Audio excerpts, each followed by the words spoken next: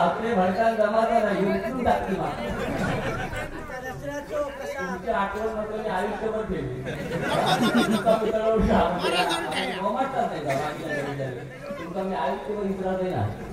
100 वेळा आता विचार करतो या तळवले म्हणजे येतात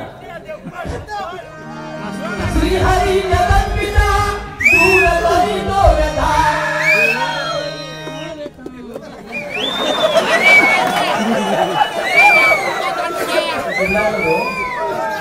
एखाद्याला चिरून झाडावर नसतं जमिनीवर श्री हरी जगन्पिता दूर करी तो व्यथा